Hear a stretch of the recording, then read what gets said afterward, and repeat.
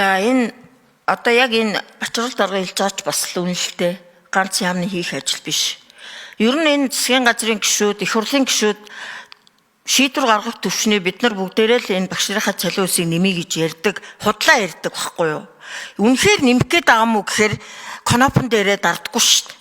Нөгөө хэдхэн салбарын төлөө зовдөг хэдхэн хүн л хөрхий коноптоос сууж идэг. Ихэнх нь дардаггүй. Тэгээд зам барилга болохоор учиргүй их ууралж менчигээд зам ам дээр бол тавилна гэд конопо дараад идэг. Би бол одоо энэ 28 онд хин дарж хин дараагүйг нь би шууд л зарлана. Ер нь тэгээ бүгдээрээ боловсролын салбар нэг тэргүүлэх гэчээд яагаад энэ салбарт ажиллаж байгаа гол нөгөө ажиллах хүчин болсон багш нарынхаа нийгмийн асуудлыг юусоо ярьдаггүй юм бэ? Тэгээд нэг шал хэрэгцээгүй юмнууд яриад өдөр хоногийг өнгөрөөгд баймааргүй байна. Одоо би нэг юм асууя бачрал дарга. Сургуулийн өмнөх боловсролын хөтөлбөр шинжилсэн гэж. За мөхчиг шүүн дэмж цаггүй. 25 онд багтааж нэг одоо баг боловсролын хөтөлбөр шинжилнэ гин. Одоо хийгдэд эхэлсэн үү? Дууссан уу ер нь? Одоо 25 он ч дууслаа.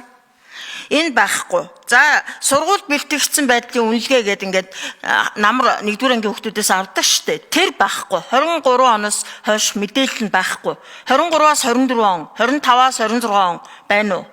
Тэр байхгүй.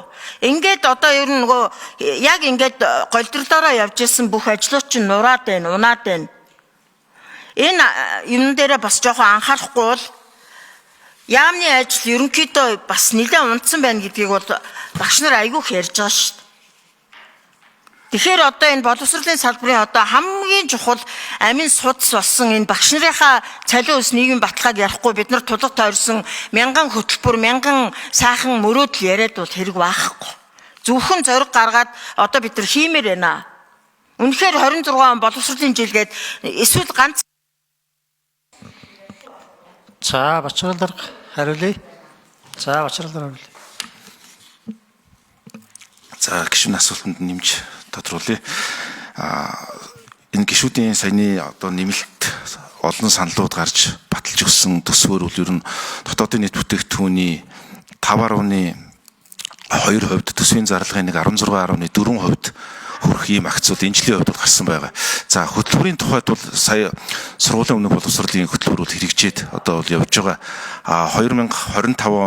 2025-аас 26 оны хичээлийн жилдээ энэ баг боловсролын хөтөлбөрийн шинжилгээ ажлыг бол хийж байгаа. Хамгийн гол нь бас энэ өөрөө шууд бас боловсруулах, батлуулах энэ явц өөрөө бас дардан биш сорилттой байгаа. Өөрөөр хэлэх юм бол бас зарим нэгэн иргэд аж ахуйн нэгжээс гаргасан гомдлын дагуу шүүхийн шатанд энэ явж байгаа процессыг одоо тодорхой хэмжээгээр хугацаа одоо саатах ийм тохиолдол гарч байгаа нь бол одоо яа харахгүй үнэн.